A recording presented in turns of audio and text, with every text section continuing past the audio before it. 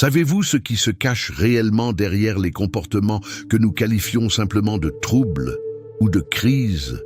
La plupart des gens marchent dans ce monde comme s'ils étaient dans une pièce sombre, ignorant totalement que des entités les observent, les étudient et attendent une seule faille pour s'installer.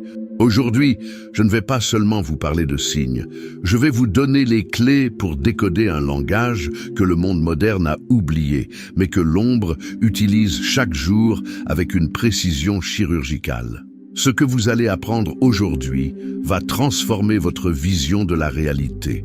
Nous allons exposer les tactiques de l'ennemi et surtout, vous allez comprendre comment identifier une personne possédée par des démons, car certains signes, bien que subtils pour le commun des mortels, sont d'une clarté absolue pour celui qui sait voir. Ce n'est pas une simple leçon théorique, c'est un arsenal de guerre spirituelle que je mets entre vos mains. Nous allons explorer la mécanique de la possession, de la simple influence à l'invasion totale.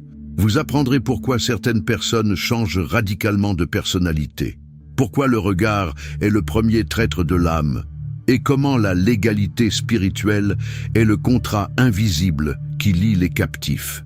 Restez avec moi jusqu'au bout, car ce que nous allons révéler ici est le fruit d'années de combat et d'observation dans les tranchées de la délivrance. Mais avant de plonger dans ces profondeurs, manifestez votre présence. Cliquez sur le bouton « J'aime » pour signaler votre engagement dans cette quête de vérité. Et surtout, dites-moi dans les commentaires, d'où nous suivez-vous? De quelle ville? De quel pays? C'est toujours une immense joie de voir que cette armée de lumière s'étend sur toute la francophonie, de l'Europe à l'Afrique, en passant par le Canada et les îles.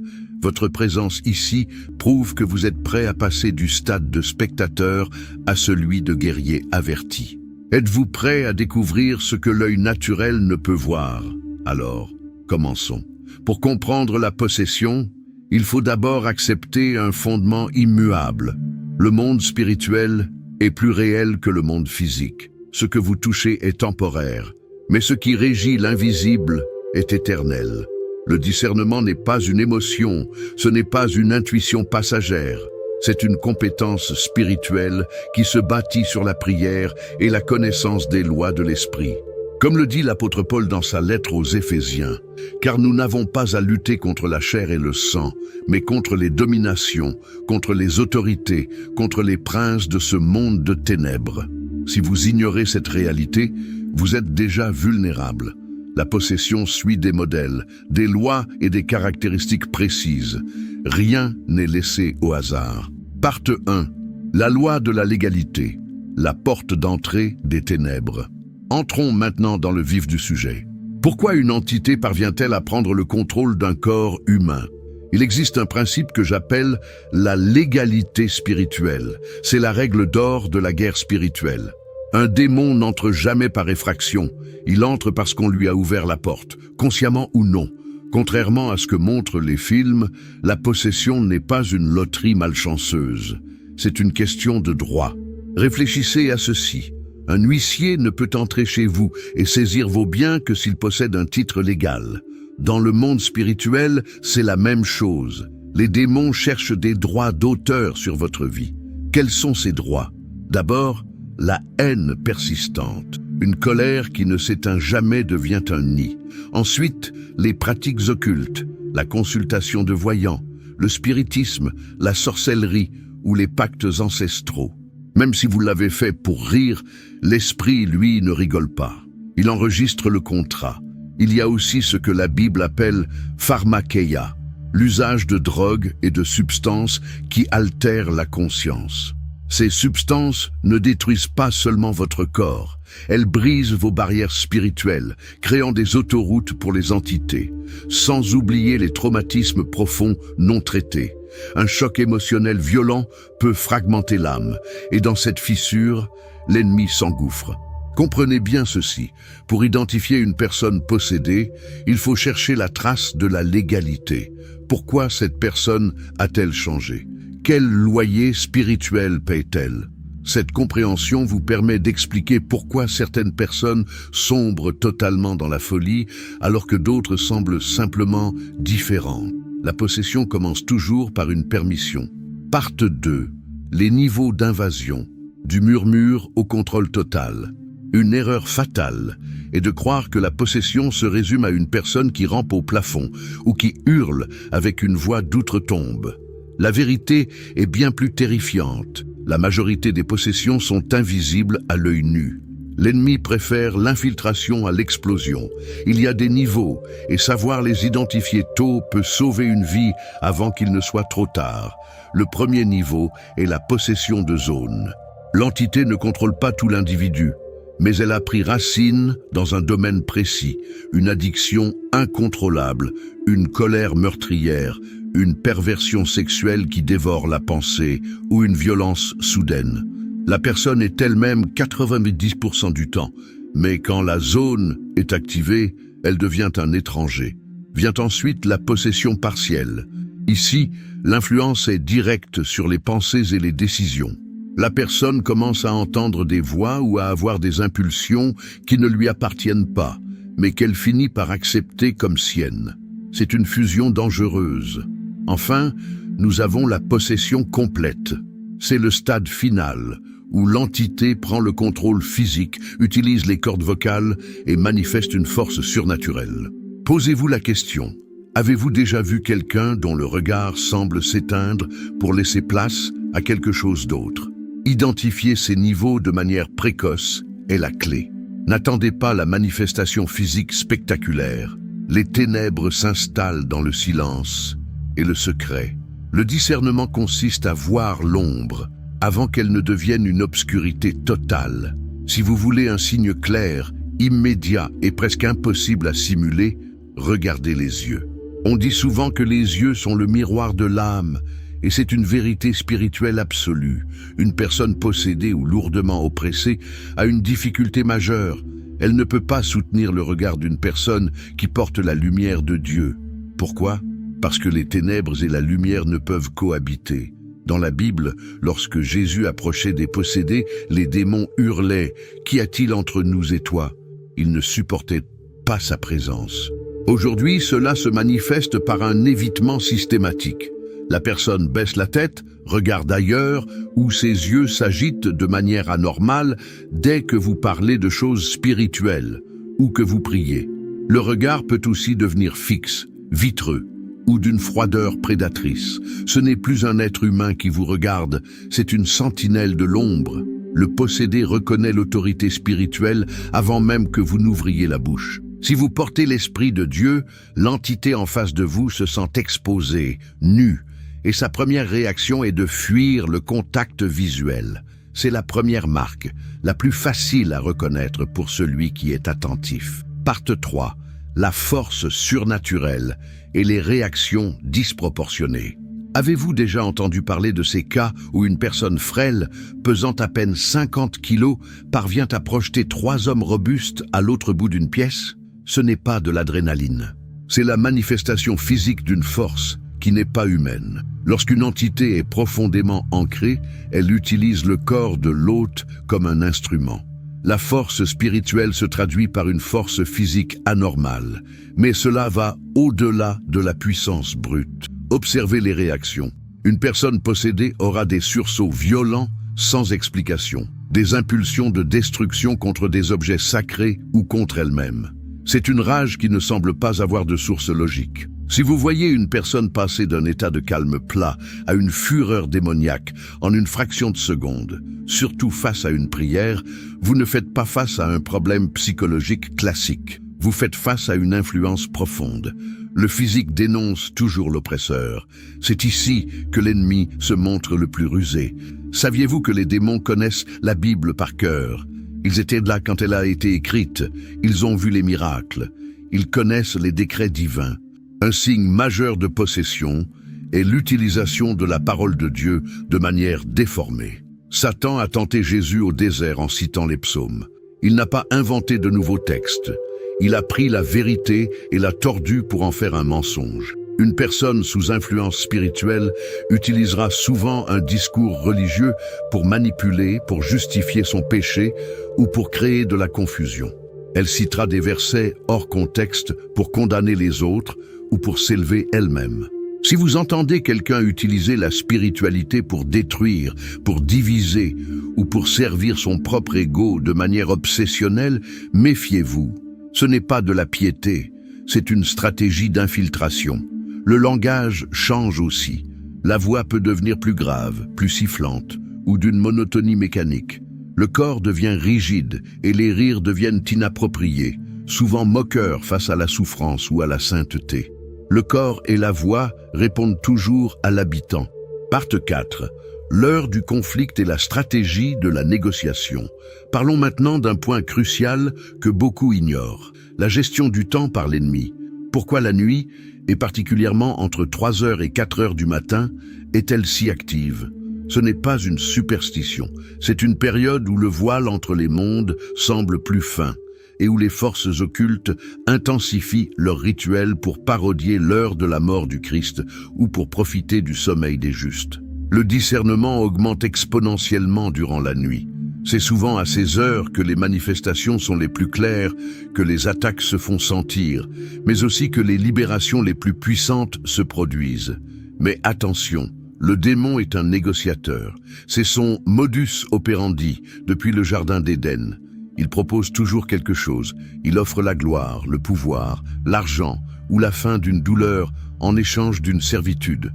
Dans les cas de possession, l'entité essaiera souvent de parlementer lors d'une délivrance.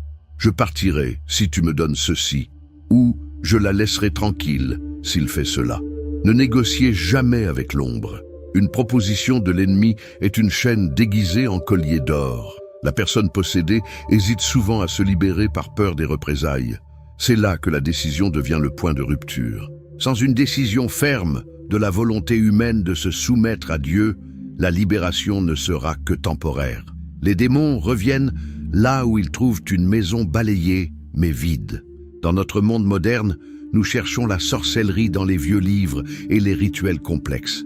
Mais la plus grande porte ouverte aujourd'hui, c'est la haine. La haine prolongée, le refus de pardonner, crée une topos, un lieu physique dans le cœur où l'entité peut s'installer légalement. Là où l'amour fait défaut, la légalité abonde. Regardez aussi vers les projecteurs. Sans juger, il faut être lucide. L'industrie du divertissement est un champ de bataille. Beaucoup de performances que vous voyez sur scène ne sont pas de l'art, ce sont des rituels.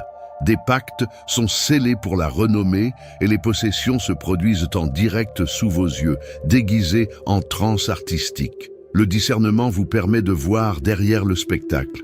La gloire du monde est souvent achetée au prix de l'âme. Partie 5. Les signes finaux, le récapitulatif du guerrier.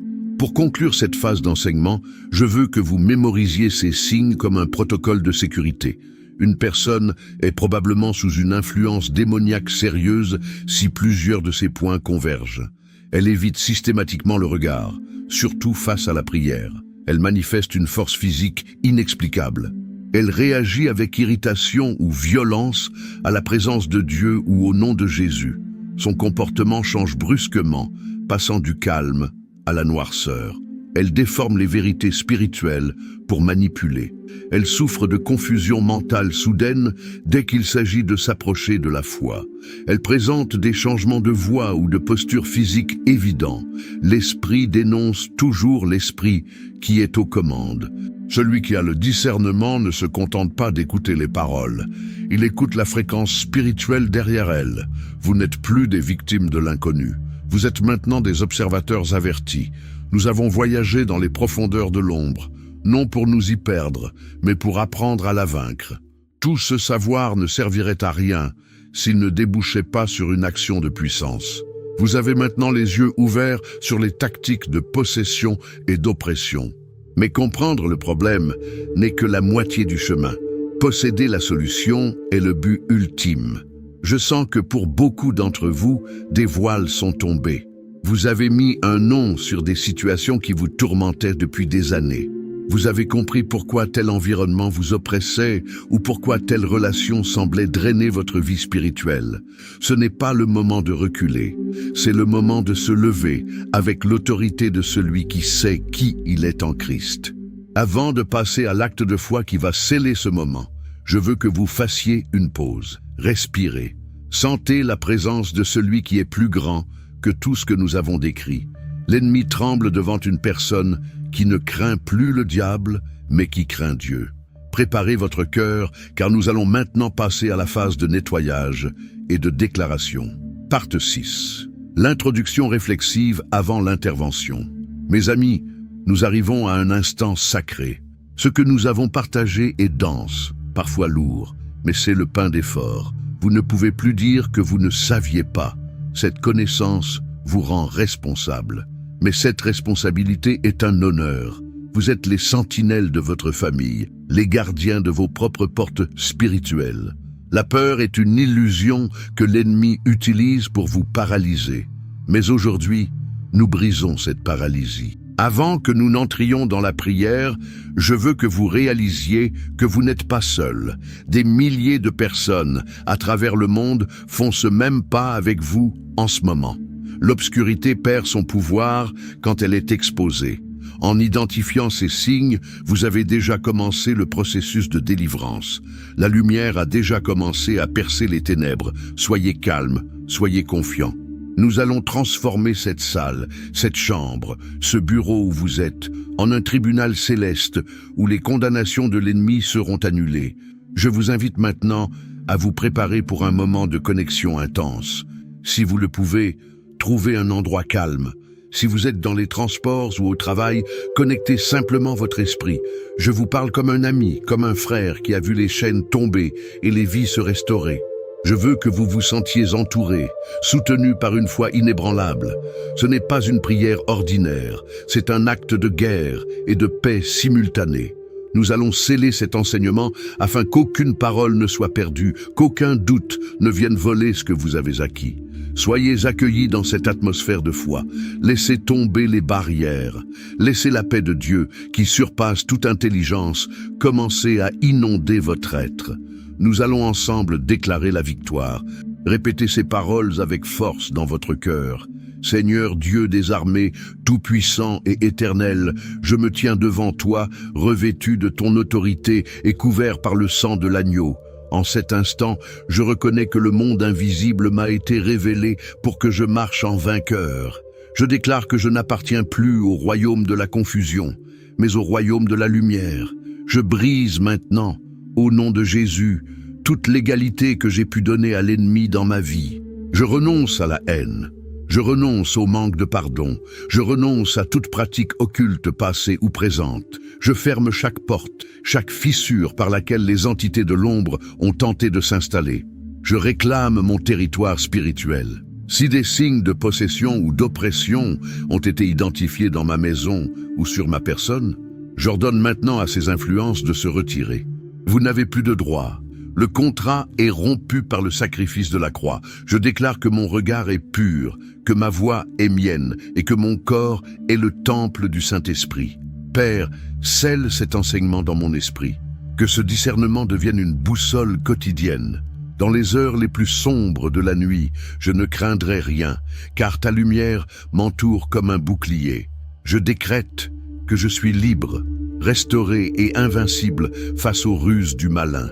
Tout ce qui était caché est maintenant exposé et tout ce qui est exposé perd son pouvoir. Au nom puissant de Jésus-Christ, j'ai prié. Amen.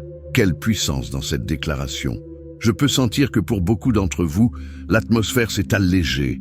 Le poids qui pesait sur vos épaules est tombé. Mais ne laissez pas ce feu s'éteindre. Il est temps de manifester votre victoire de manière concrète. Je veux entendre votre voix.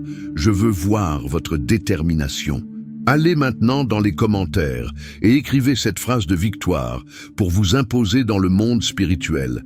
Mes yeux sont ouverts et la lumière de Dieu gouverne ma vie. En écrivant cela, vous posez un acte de foi public. Vous dites à l'univers et aux puissances de l'air que vous avez repris le contrôle. C'est votre signature de liberté. Et ne vous arrêtez pas là. Utilisez cet espace pour converser avec notre communauté. Racontez vos expériences, partagez vos témoignages. Votre histoire est peut-être la clé qui ouvrira la cellule d'un autre frère ou d'une autre sœur qui souffre en silence. Soyez cette lumière. Semez une parole d'encouragement. Nous sommes une famille de guerriers. Pour continuer à recevoir cette nourriture quotidienne, pour ne plus jamais être pris au dépourvu par les attaques de l'ennemi, abonnez-vous maintenant. Activez la cloche, car chaque vidéo est une nouvelle arme dans votre arsenal. Et partagez ce message. Envoyez-le à ceux que vous voyez lutter contre des forces qu'ils ne comprennent pas. Devenez un agent de délivrance par un simple clic. Mes chers amis, notre temps ensemble touche à sa fin, mais votre nouvelle vie de discernement ne fait que commencer. Ne repartez pas avec de l'inquiétude, mais avec une confiance absolue. Vous avez appris à identifier l'ombre, non pour la craindre, mais pour l'expulser. Rappelez-vous toujours, l'esprit qui est en vous est infiniment plus puissant que l'esprit qui est dans ce monde. Dormez en paix, vivez avec audace. Le Seigneur veille sur vous. Ce fut un honneur de vous guider à travers ces révélations. Restez ferme dans la foi, gardez vos yeux fixés sur la lumière et rappelez-vous que vous êtes désormais imbattable car vous marchez dans la vérité. Je vous donne rendez-vous très bientôt pour notre prochain face-à-face avec les mystères de l'invisible. D'ici là, soyez bénis, soyez protégés. On se retrouve très vite. Au revoir.